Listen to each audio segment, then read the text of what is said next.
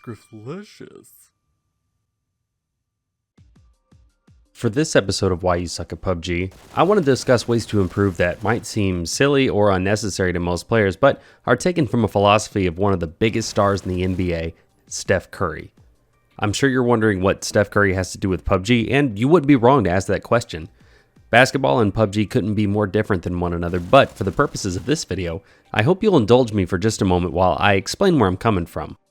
Steph Curry first hit my radar when I caught the pregame broadcast of one of his games, and I noticed something that stuck with me.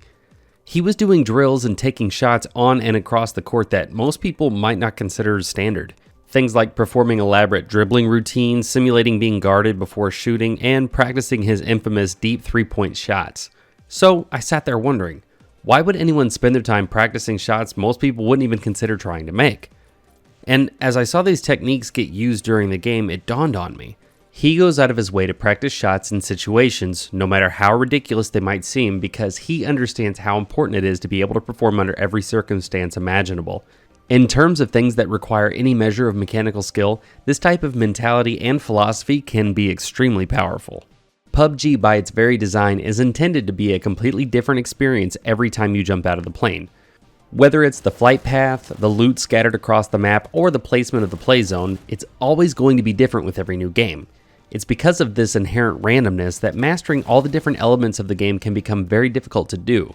So, by looking at someone like Steph Curry and taking their approach to practicing things that seem unnecessary or useless, you can start to fill in the gaps of your skills and ultimately become a player who can perform and succeed at any point throughout the game.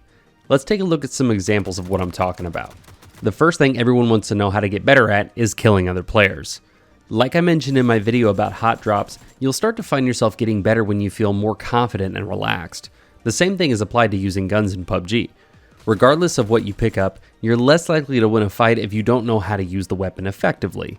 This is why I advocate for the importance of the training grounds in developing familiarity with every weapon. If you struggle with a particular gun, you should certainly spend the time getting used to how it fires and how best to control it. Just 5 minutes of this could see a vast improvement versus trying to figure it out during a game where the risks are much higher. While firing a gun at a wall and attempting to control the recoil is beneficial, this shouldn't be thought of as the only way to practice. It's helpful for sure, but if you take a look around the training grounds, there are tons of great places to practice potential in-game situations. First one being the rotating targets at the handgun range located here. This is a favorite spot of mine for a couple of reasons, because it's one of the few places on the map that provides a responsive moving target that is small, but also, for a bit of added challenge, has one of the smallest targets that you can use to really dial in your aim by shooting the back of the arm of said target. A second spot I like to use for practice is at the grenade range.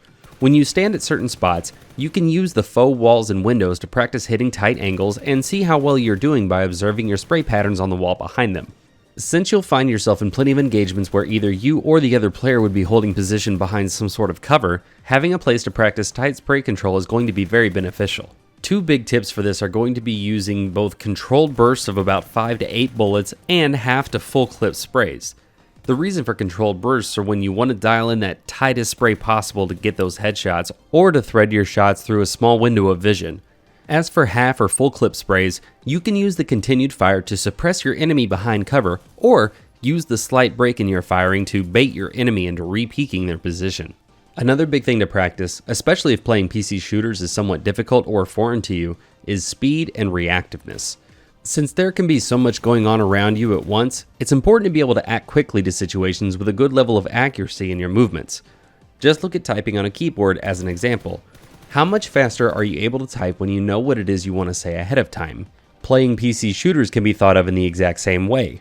Creating a good foundation with muscle memory helps to refine your movements and commands you want to make in order to do them quickly and efficiently.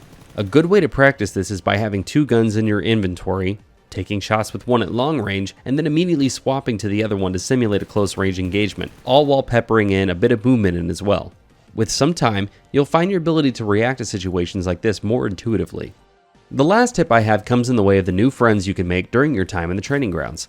I find hitting targets only gets you so far at the end of the day, and it's helpful to be able to simulate hitting other players. Fortunately, Every time I'm in the training grounds, at least 1 or 2 players will dip out for a period of time and creates a nice stationary target for you to practice on. In some cases, you'll find other players willing to engage with you who seem to be looking to practicing the exact same things you are, which is perfect because now you have a moving target that also shoots back.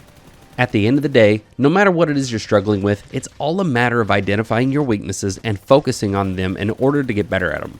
Whether it's spending some time driving around or simulating combat situations as you maneuver through the buildings, the training ground has places to help you with that. By no means are these methods the end-all be-all, but they've helped me out a ton and I wanted to share them with you as well. I think we all have things that we can learn from one another, and if you have your own tips that you'd like to add to this, please feel free to comment down below and let me know what some of your favorite things are.